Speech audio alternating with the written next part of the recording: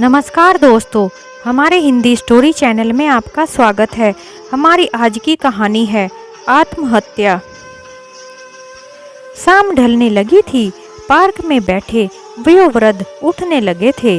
उर्मिला जी भी उठी।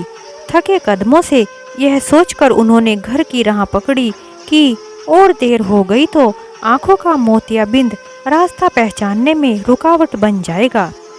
बहू गोपी से इसी बात पर बहस हुआ करती थी कि शाम को कहाँ चली जाती है, आंखों से ठीक से दिखता नहीं, कहीं किसी रोज वाहन से टकरा गई तो न जाने क्या होगा। तब बेटा भी बहू के सुर में अपना सुर मिला देता था।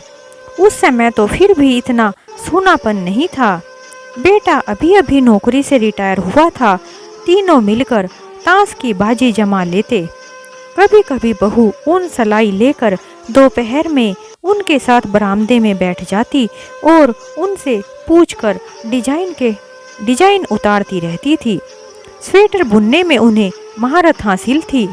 आंखों की रोशनी कम होने के बाद भी वह सीधा उल्टा बुन लेती थी। धीरे धीरे चलते हुए एकाएक वह अतीत में खो गई। पोते की बिटिया का जन्म हुआ था। उसी के लिए स्वेटर, टोपे, मोजे बुने जा रहे थे। अमेरिका में रह रहे पोते के पास 2 माह बाद बेटे बहू को जाना था। घर में उमंग का वातावरण था। गोपी बेटे की पसंद की चुनी चीज चुन चुन कर सूटकेस में रख रही थी। उसकी विदेशी पत्नी के लिए भी उसने कुछ संकोच से एक बनारसी साड़ी रख ली थी। पोते ने विदेशी लड़की से शादी की थी, अतः उर्मिला जी उसे अभी तक माफ नहीं कर पाई थी। इस शादी पर बेटा बहू ने भी नाराजगी जाहिर की थी, पर बेटे के आग्रह और पोती होने की खुशी का इजहार करने से वे अपने आप को रोक नहीं पाए थे और अमेरिका जाने का कार्यक्रम बना लिया था। उस दिन गोपी और रौनक पोती के लिए कुछ खरीदारी करने कार से जा रहे थे। उन्होंने माँ जी को भी साथ चलने का आग्रह किया था, लेकिन हरारत होने से उन्होंने जाने से मना कर दिया था। कुछ ही देर बाद लौटी उन दोनों की निष्प्राण देह देखकर उन्हें अपनी आंखों पर विश्वास नहीं हुआ था। उससे अधिक आश्चर्य उन्हें इस बात पर होता है कि इस भयंकर हादसे के 8 साल बाद भी वह जीवित है। उस हादसे के बाद पोते ने उन्हें अपने साथ अमेरिका चलने का आग्रह किया था, पर उन्होंने यह सोचकर मना कर दिया कि पता नहीं विदेशी बहू के साथ उनकी निभ भी पाएगी कि नहीं। लेकिन आज लगता है उर्मिला जी किसी भी प्राणी के साथ निभा कर लेगी। कोई तो होता उन्हें आदर न सही उल्हाने ही देने वाला।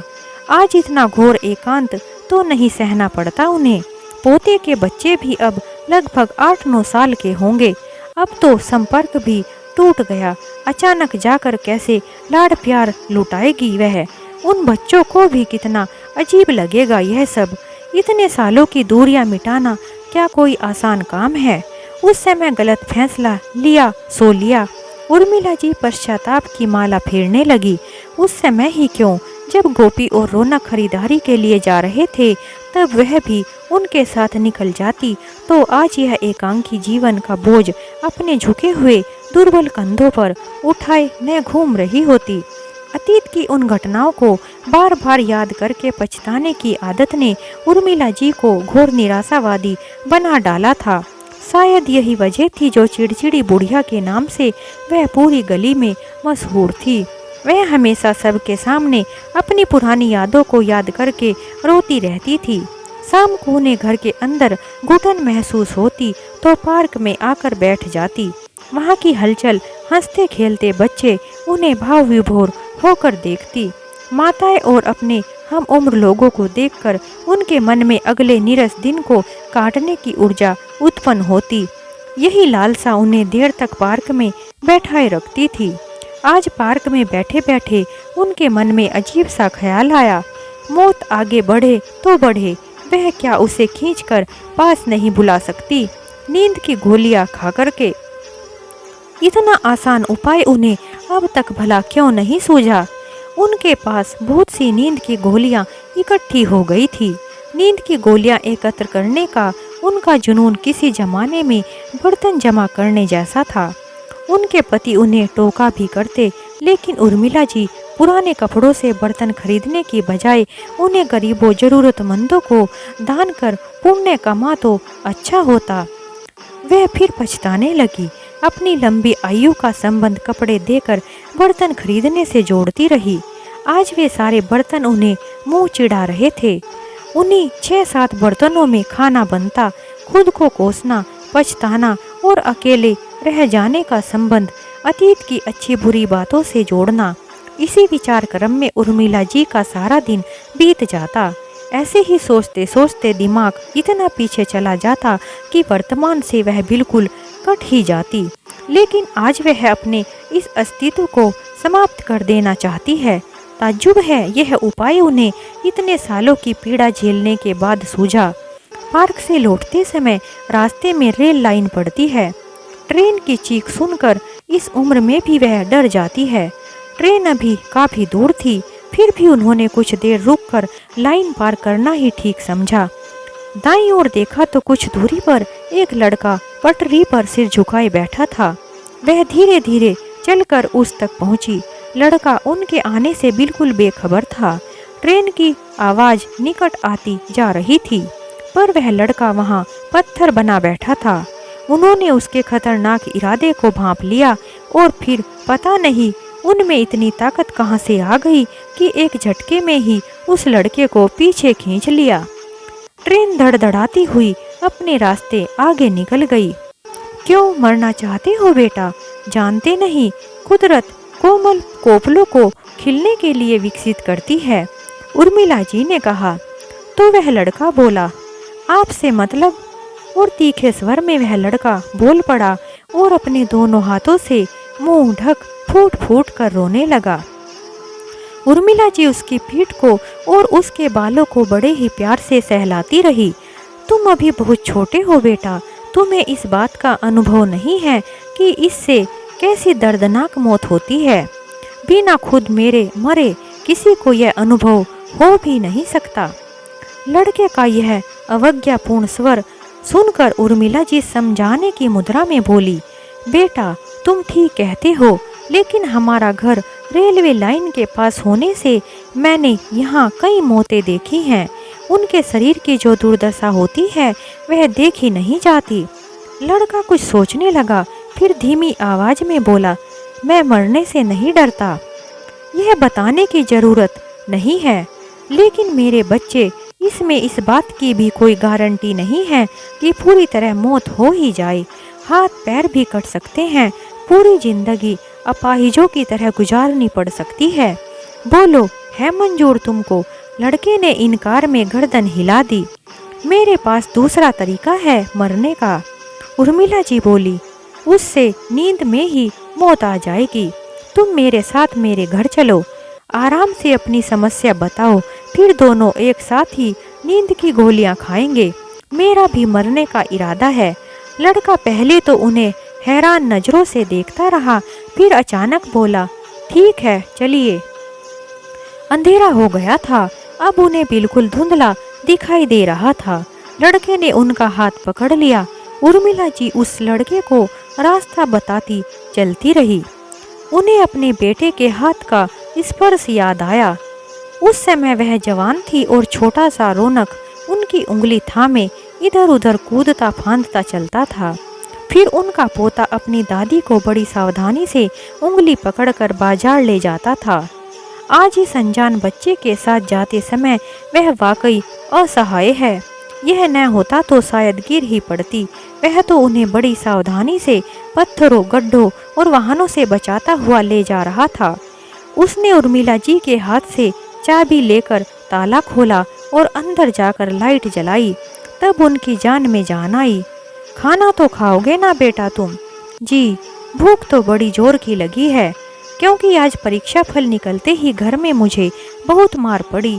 खाना भी नहीं दिया मुझको मेरी मम्मी ने। आज तो 12वीं बोर्ड का परीक्षा फल निकला है। जी, मेरे नंबर तीसरी श्रेणी के हैं। पापा जानते हैं कि मैं पढ़ने में ज़्यादा अच्छा नहीं हूँ, फिर भी मुझसे डॉक्टर और इंजीनियर बनने की उम्मीद करते हैं, और जब भी रिजल्ट आता है मुझे बहुत मार पड़ती है। फिर मुझ पर हुए खर्च की 1000 बातें सुनाने लगते हैं। स्कूल का खर्च, ट्यूशन का खर्च, यहाँ तक कि खाने का खर्च भी गिनवाते हैं। कहते हैं मेरे जैसा मूर्ख उनके खानदान में आज तक पैदा नहीं हुआ, सो मैं इस खानदान से अपना नामो निशान मिटा देना चाहता हूँ। उस बच्चे की आंखों से विद्रोह की चिंगारियाँ फूट रही थी। ठीक है, अब शांत हो जाओ बेटा, उर्मिला जी सांत्वना देती बोली। कुछ ही देर बाद तुम्हारे सारे दुख दूर हो जाएंगे और मेरे भी। उन्होंने मन ही मन सोचा और रसोई घर में चली गई। बड़ी ही मेहनत से आलू गोभी की सब्जी बनाई थी। थोड़ी सी दही रखी थी, उसमें बूंदी डालकर स्वादिष्ट रायता तैयार किया। फिर गर्मा गर्म पराठे सेक कर उसे खिलाने लगी। दादी जी, आपके हाथों में गजब का स्वाद है। वह खुश होकर खाना खा रहा था। कुछ देर पहले का आक्रोश अब गायब था। उसे खिलाकर खुद खाने बैठी तो लगा जैसे बरसों बाद अन्नपूर्णा फिर उनके हाथों में अवतरित हो गई थी। लंबे अरसे बाद इतना स्वादिष्ट खाना बनाया था।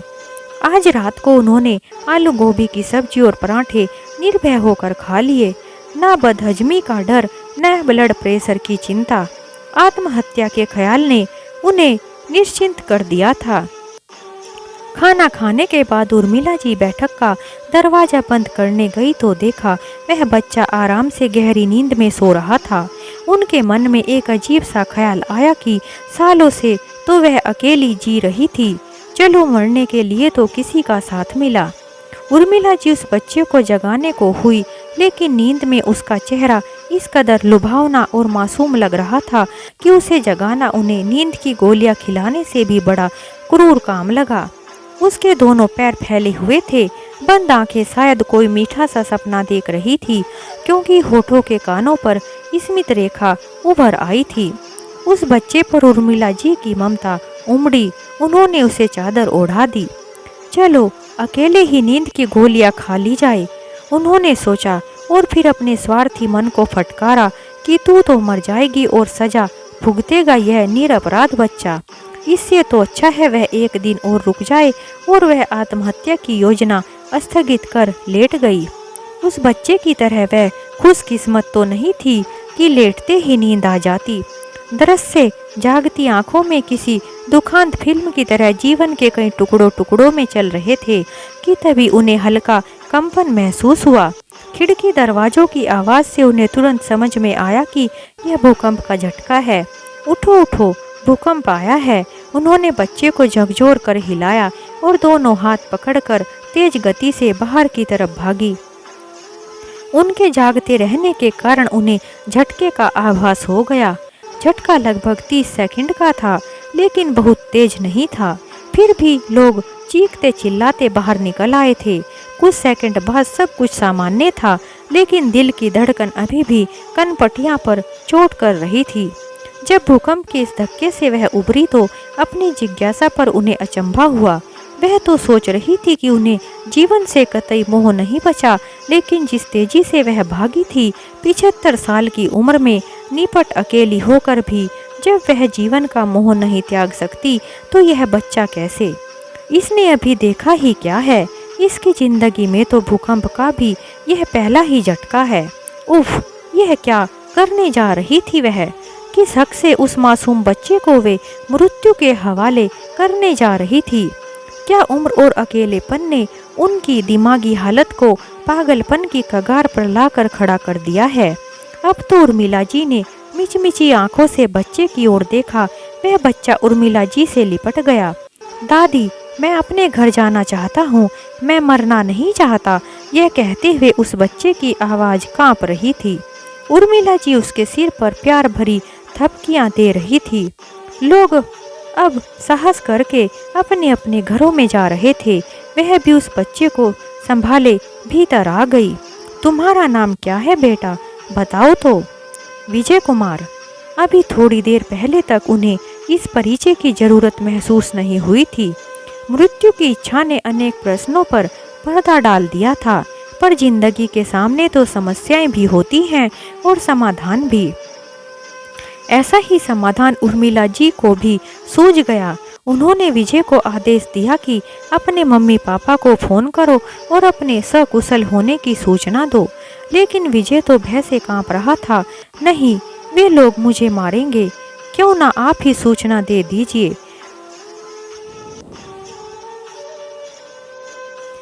उर्मिला जी ने उससे पूछकर नंबर मिलाया। सुबह के 5 बज रहे थे। आधे घंटे बाद उनके घर के सामने एक कार रुकी। विजय के मम्मी पापा और उसका छोटा भाई दौड़ते हुए भीतर आए, यह जानकर कि वह रेल लाइन पर आत्महत्या करने चला था। उनकी आंखें फटी की फटी रह गई। रात तक उन्होंने उसका इंतजार किया था, फिर पुलिस में रिपोर्ट दर्ज कराई थी। विजय को बचाने के लिए उन्होंने उर्मिला जी को बहुत बहुत धन्यवाद दिया। माँ के आंसू तो रुकने का नाम ही नहीं ले रहे थे। आप दोनों से मैं एक बात कहना चाहती हूँ। उर्मिला जी ने भावनाओं का सैलाब कुछ थमने के बाद कहा, देखिए, हर बच्चे की अपनी बौद्धिक क्षमता होती है, उससे ज़्यादा उम्मीद करना ठीक नहीं होता। उसकी बुद्धि की दिशा पहचानिए और उसी दिशा में प्रयत्न कीजिए। ऐसा नहीं कि सिर्फ डॉक्टर या इंजीनियर बनकर ही इंसान को मंजिल मिलती है। भविष्य का आसमान हर बढ़ते पौधे के लिए खुला है, जरूरत है सिर्फ सही तरह से सींचने की। उसके बाद अश्रुपूर्ण आंखों से उस परिवार ने एकाएक करके उनके पैर छूकर उनसे विदा ली। उस पूरी घटना पर वह पुनः विचार करने लगी तो उनका दिल धक से रह गया। जब विजय अपने घर वालों को बताएगा कि वह उसे नींद की गोलियां खिलाने वाली थी तो क्या गुजरेगी उन पर, और उसके घर वाले मेरे बारे में क्या सोचेंगे। अब तो वह शर्म से गड़ गई। उस मासूम बच्चे के साथ वह कितना बड़ा क्रूर मजाक करने जा रही थी। ऐन वक्त पर उसकी बेखबर नींद ने उन्हें इस भयंकर पाप से बचा लिया था। अंतरहीन विचार श्रृंखला चल पड़ी तो वह फोन की घंटी बजने पर ही टूटी। उस ओर विजय की मम्मी थी। अब क्या होगा? उनके आरोपों का वह क्या कहकर खंडन करेंगी? नमस्ते माँ जी, उस तरफ चहकती हुई आवाज थी। विजय के लौट आने की खुशी में हमने कल शाम को एक पार्टी रखी है। आपकी वजह से हमारे बेटे विजय का दूसरा जन्म हुआ है, इसलिए आपकी गोद में उसे बिठाकर केक काटा जाएगा। आपके आशीर्वाद से वह अपनी जिंदगी नए सिरे से शुरू करेगा। आपके अनुभवों को बांटने के लिए हमारे इष्ट मित्र भी लालायित हैं। विजय के पापा आपको लेने के लिए आएंगे। कल शाम 7 बजे तैयार रहिएगा। लेकिन मैं उर्मिला जी का गला रूंध गया। प्लीज इनकार मत कीजिएगा। आपको एक और बात के लिए भी धन्यवाद देना है। विजय ने बताया कि आप इसे नींद की गोलियां खिलाने के बहाने अपने घर ले गई। इस मनोवैज्ञानिक तरीके से समझाने के कारण ही वह आपके साथ आपके घर गया। समय गुजरने के साथ धीरे धीरे उसका गुस्सा भी उतर गया। हमारा सौभाग्य कि वह जिद्दी लड़का आपके हाथ पड़ा। यह सिर्फ आप जैसी अनुभवी महिला के ही बस की बात थी। आपके इस एहसान का प्रतिदान हम किसी तरह नहीं दे सकते। बस इतना ही कह सकते हैं कि अब से आप हमारे परिवार का अभिन्न अंग हैं। उर्मिला जी को लगा कि बस इससे आगे वह नहीं सुन पाएंगी। आंखों में चुभन होने लगी। फिर उन्होंने अपने आप को समझाया, चाहे उनके मन में कुविचार ही था पर किसी दुर्भावना से प्रेरित तो नहीं था। आखिरकार परिणाम तो सुखद ही रहा ना। अब वे पाप पुण्य के चक्कर में पड़कर इस परिवार में विष नहीं घोलेंगी। इस नए सकारात्मक विचार पर उन्हें बेहद आश्चर्य हुआ। कहाँ गए वे पश्चाताप के स्वर? हर पल स्वयं को कोसते रहना, बीती बातों के सिर्फ बुरे पहलुओं को याद करना और अच्छे पहलुओं को भुला देना। विजय का ही नहीं, जैसे आज तो उर्मिला जी का भी पुनर्जन्म हुआ था। रात को उन्होंने खाना खाया। खाने पीने के बर्तन उत्साह से साफ किए। हाँ, कल सुबह उन्हें इनकी जरूरत पड़ेगी। टीवी चालू किया। पुरानी फिल्मों के गीत चल रहे थे जो उन्हें भीतर तक गुदगुदा रहे थे। बिस्तर साफ किया। टेबल पर उनकी नींद की गोलियां रखी हुई थी। उन्होंने अत्यंत घृणा से उन गोलियों को देखा और उठाकर कूड़े की टोकरी में फेंक दिया। अब उर्मिला जी को इसकी ज़रूरत नहीं थी। उन्हें विश्वास था कि अब उन्हें अच्छी नींद आएगी। इस तरह से हमारी यह कहानी समाप्त होती है। अगर आपको हमारी कहानी थोड़ी भी अच्छी लगी हो तो हमारे चैनल को लाइक करें, शेयर करें, सब्सक्राइब करें। हमारी कहानी सुनने के लिए आप सभी का बहुत बहुत धन्यवाद। एक नई कहानी के साथ हम आपसे फिर मिलते हैं।